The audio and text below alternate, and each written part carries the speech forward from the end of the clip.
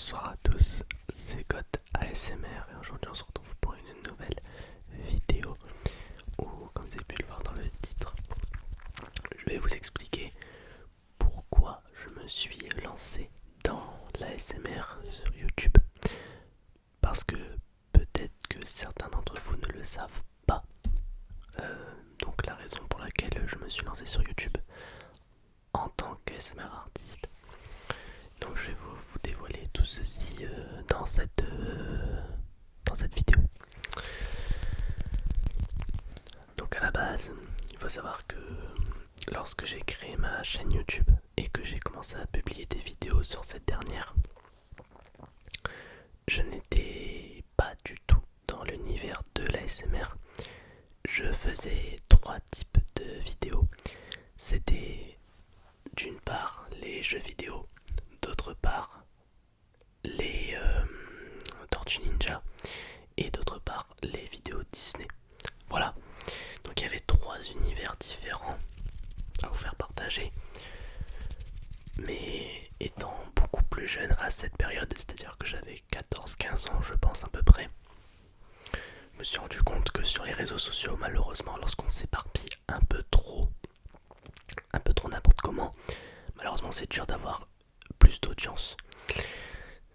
Donc j'ai décidé à un moment d'enlever tout simplement un thème. Et donc j'ai enlevé les Tortues Ninja, j'ai laissé Disney et les jeux vidéo sur ma chaîne. J'ai continué là-dessus sur ce principe, mais je ne voyais que l'audience n'était pas fameuse. J'avais du mal à gagner des vues, à gagner des abonnés, à gagner des pouces bleus, à gagner des commentaires, etc. Donc j'ai continué malgré tout parce que c'était quelque chose qui me passionnait de faire des vidéos de ce style. Mais je voyais bien que voilà, ce n'était pas non plus quelque chose qui qui transcendait les gens, on va dire.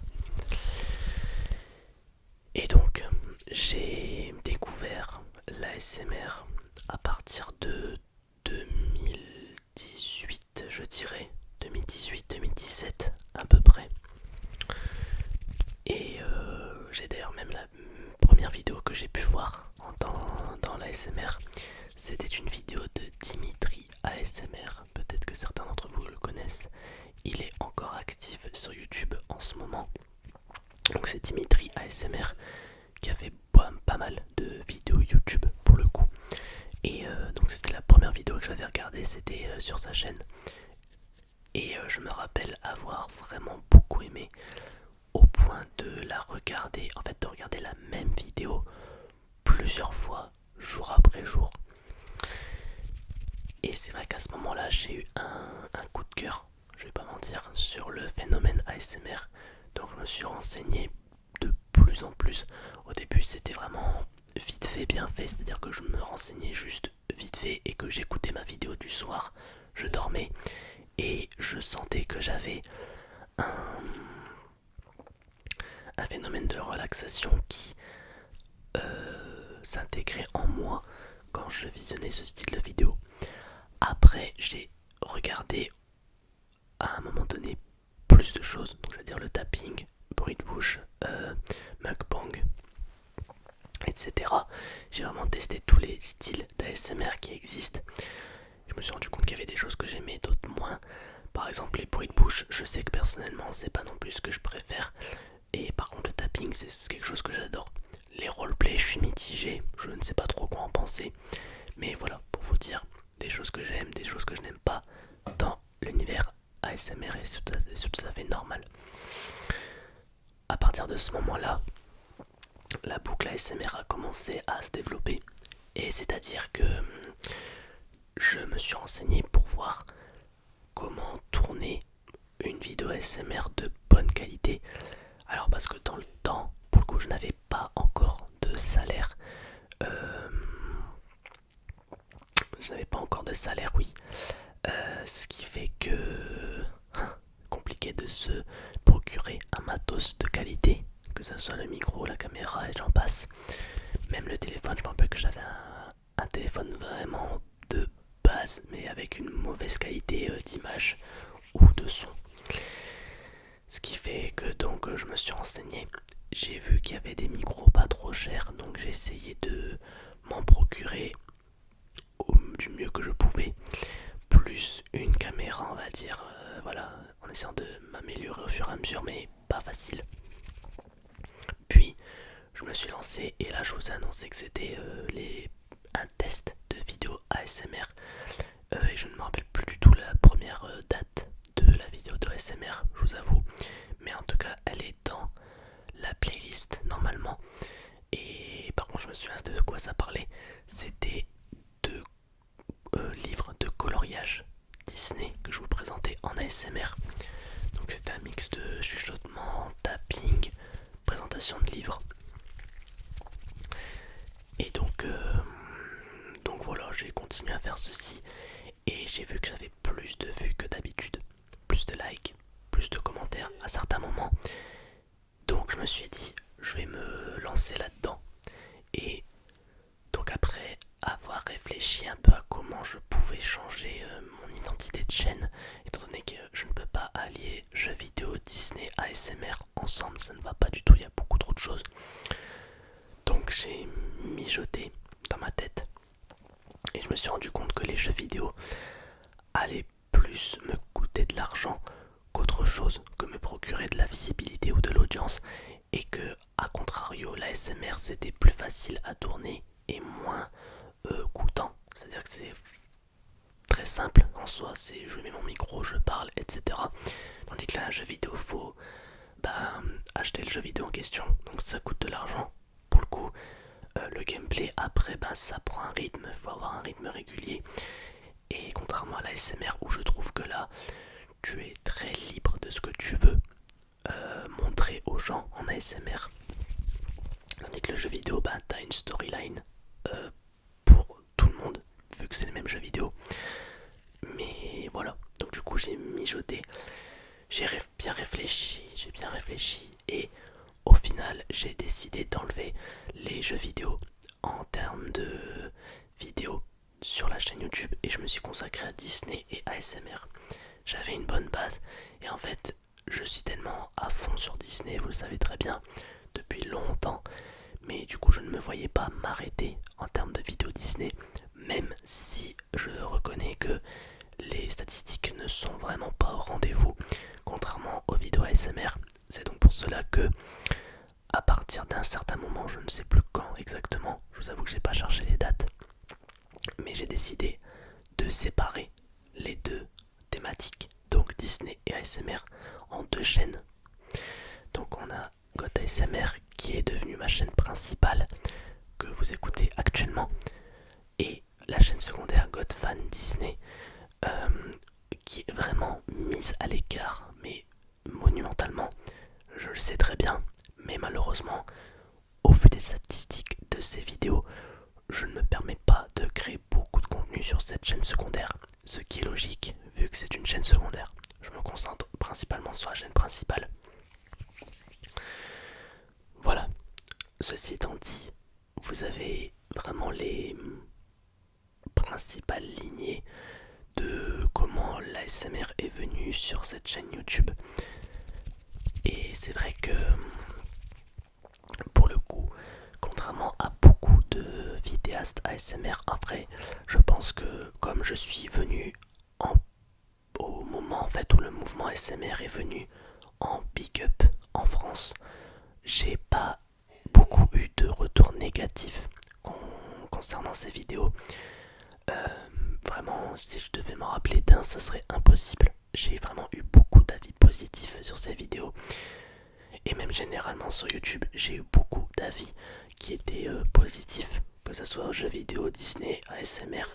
Donc voilà, moi je me plains pas. J'ai vraiment reçu que des bons commentaires à chaque fois. Donc c'est très plaisant évidemment de recevoir ce genre de messages. Et donc voilà, c'est tout simplement ça. Et c'est très plaisant.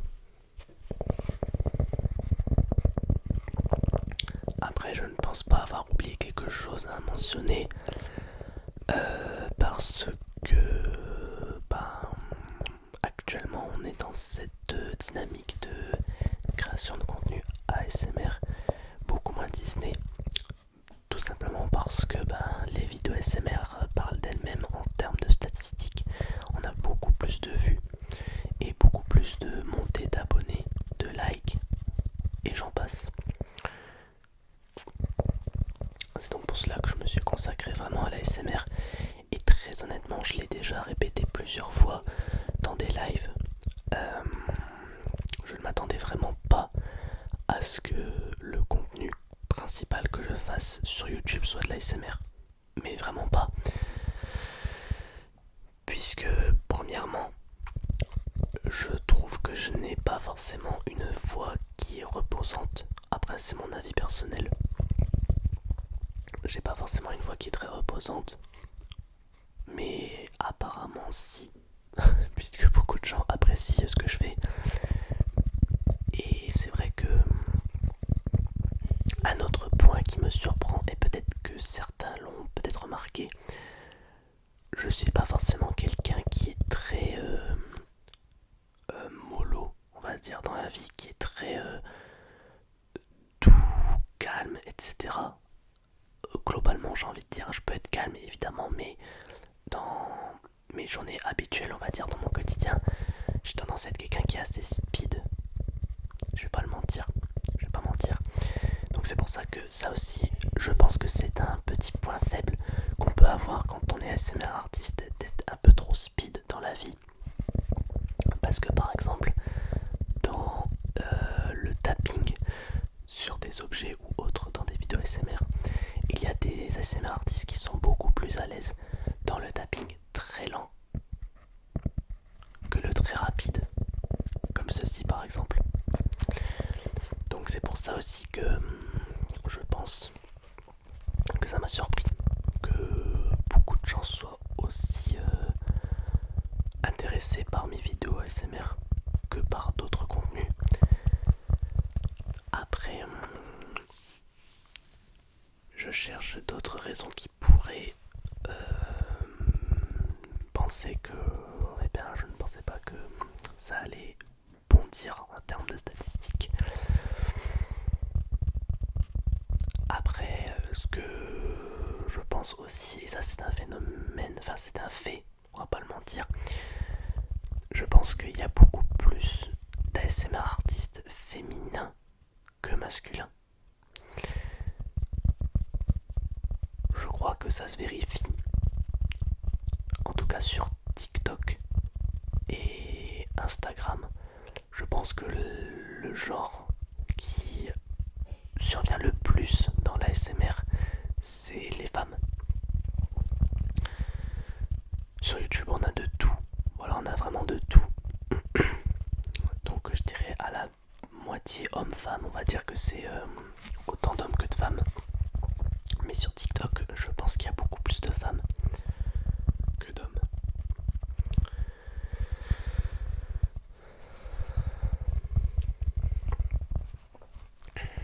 Malheureusement, l'ASMR a aussi eu des côtés un peu extrêmes sur les réseaux sociaux.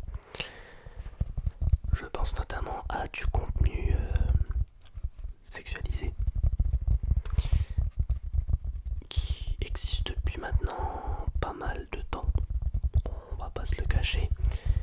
Mais faut savoir une chose, c'est que ce sont pour la plupart des femmes qui font ce genre de contenu. Je pense qu'il y a exclusivement des femmes. Personnellement, j'ai jamais vu un homme faire ce genre de contenu.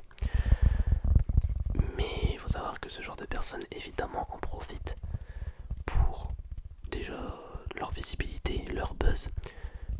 Dans un second temps, l'argent.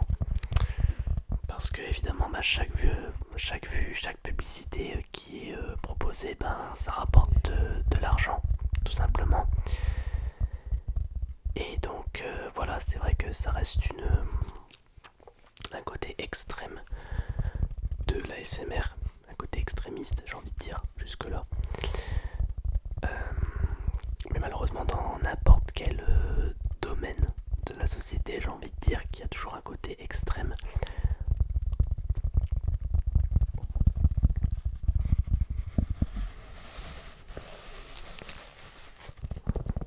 Donc voilà, c'était juste pour faire un petit coup de gueule en même temps.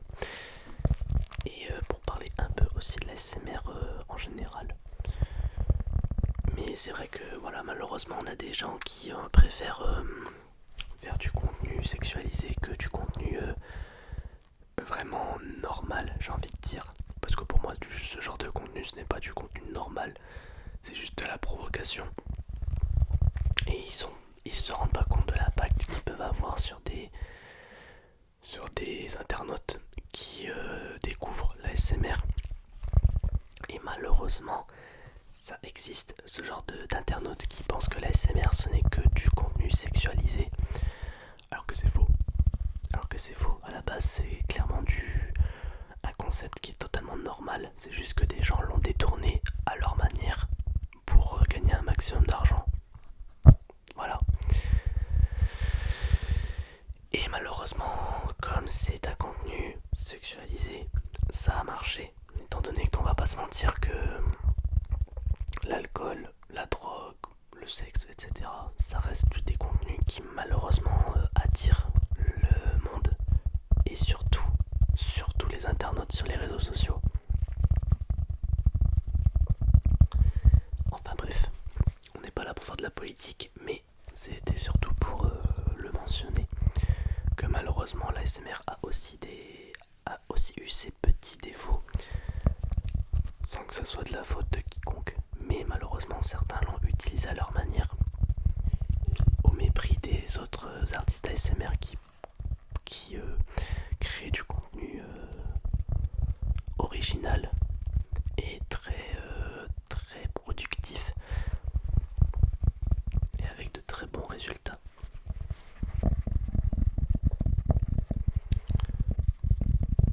Évidemment, l'ASMR vient d'un pays qui est très développé et je pense, normalement si je me trompe pas, que ça vient des États-Unis. Après, le mouvement est venu en France petit à petit, mais la base de l'ASMR, je pense que c'est aux États-Unis. On avait exclusivement des ASMR américains, enfin des ASMR artistes américains, américaines, donc en anglais. Mais au fur et à mesure, ça a commencé à se développer en France, quand ça a fait le buzz, tout simplement.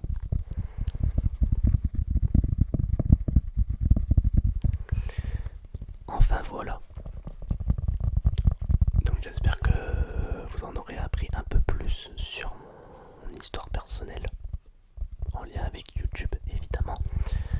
Que vous en aurez appris un peu plus sur l'ASMR, parce que j'ai voulu faire cette vidéo aussi pour certaines personnes qui peut-être derrière leur écran ne connaissent vraiment pas l'ASMR, qui découvrent peut-être l'ASMR en regardant cette vidéo. Mais voilà, c'était une vidéo plutôt chill, sans grand enjeu, sans grand but de relaxation. Mais je sais que beaucoup aiment le chuchotement proche du micro, ou alors le chuchotement sans presque aucun trigger, mis à part ce petit cahier évidemment.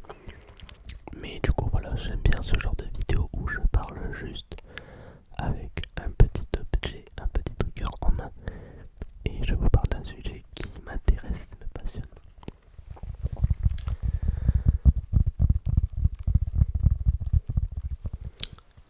Voilà, donc ce sera tout pour moi pour ce soir. Excusez-moi si je respire un peu fort, c'est juste que je suis un peu malade. Donc pour éviter d'éternuer, je respire un peu plus fort. C'est pour ça. Je vous souhaite à tous et à toutes une très bonne nuit. N'hésitez pas à lâcher un petit pouce bleu